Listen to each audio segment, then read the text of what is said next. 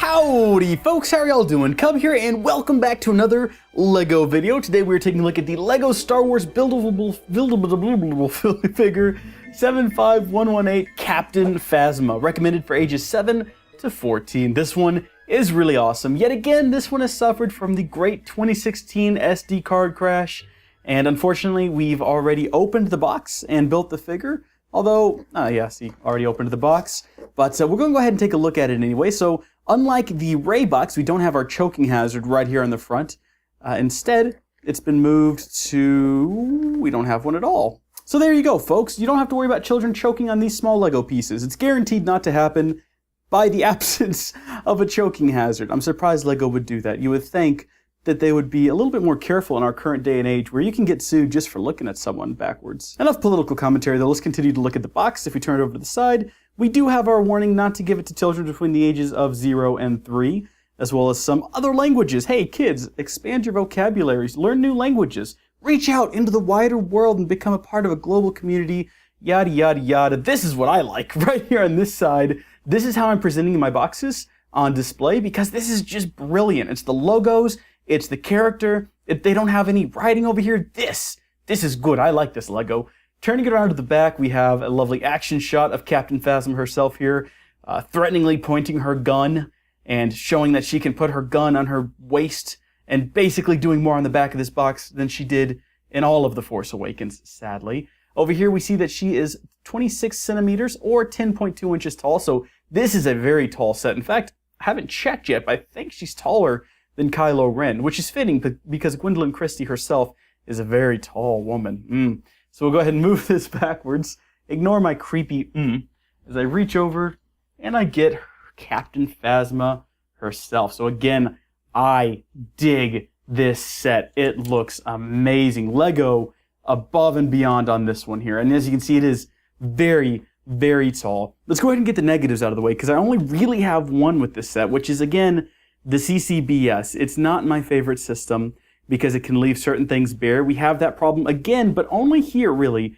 with the upper legs. So the back of the upper legs look a little bit bare, but she has this nice felt cape which covers it. And the felt cape, check this out. It's even got this red line running along it, just like in the movie. How is that for detail? Good on you, Lego. We do kind of have a problem with the arms. If we go ahead and pull the arm back, they're a little bit hollow on the insides. But that's not really anything to worry about, because you're not going to be seeing that a whole lot.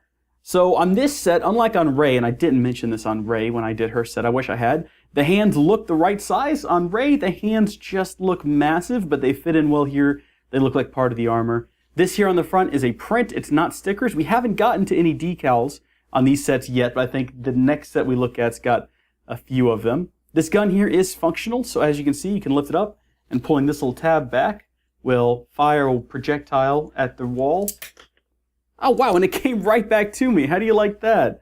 Thank you, strange little Lego projectile. Go back in the gun, and of course it comes with an extra on the side here in case it doesn't come right back, because let's face it, it's not a boomerang. So like I said, you can remove her weapon, pull it out right there, and it's got this little nub which can plug in right here, and there you go. So she can gesticulate with both arms.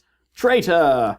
Oh wait, no, that wasn't her. Unfortunately, it wasn't her. Would have been much better if it was. So much like on the last two sets we've looked at, detail on the headpiece is fantastic. Again, we can't remove the helmet and look at Gwendolyn Christie's face, which is fine because you never see it in the movie either. But just check out the detail on this set. Or on this headpiece. It looks really good. This is, of course, three-dimensional, so all of this black pieces are inlaid lower than the actual silver pieces in the helmet. This one doesn't have any dents in it like Kylo Ren's, but that's probably because Phasma here would not allow such a thing to happen on her helmet. She would keep her armor in tip-top shape. And it's very angular at the front, and you can really tell on the camera, I think even more so, because in real life, here's a tip about real life, folks. The way your eyes see things, if you're looking at it head-on, you can't really tell. But for some reason, if on the camera and looking at it from an angle like I am, you can definitely see this is very angular. I guess it has to do with the way the lights are hitting it on the camera. It looks pretty fantastic, though. One other area I'd point out is down here on the feet, because they have these razor pieces to make her a little bit taller, make her feet look a little gappy, but let's face it, you're not looking at her feet. You're looking at this incredible set. Now, it's not reflective chrome like it was in the movie. It is a dull gray, but I'm willing to look past that because that would just make it more expensive. And to be honest, I don't want to see myself reflected in Legos.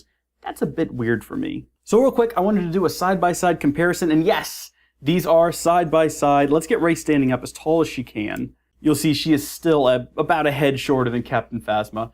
And again, those hands look a little bit weird and oversized on Rey because she is, I guess, a human. I mean, Phasma's a human too, but she's decked out in armor, so the hands look much more natural on her. We'll set you aside. Actually, I wonder if her gun could knock Rey over.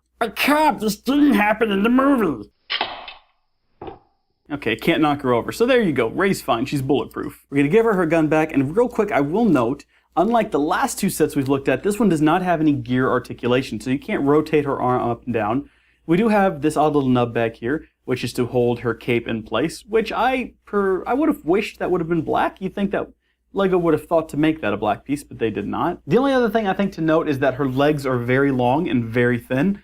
But having never met Gwendolyn Christie in real life or seen her legs that close, they might look like that. I wouldn't know. I wasn't paying enough attention to Phasma's legs. I was too busy wondering why she's not doing anything except standing around and shutting down shields. I'm sorry. That might be considered a spoiler. Well, whatever your opinions of her in the movie, hopefully she'll get out of that trash compactor and make her way into the sequel and do something, anything at all. That aside, this is a really great set. And if you're looking for one, I'll go ahead and tell you this right now.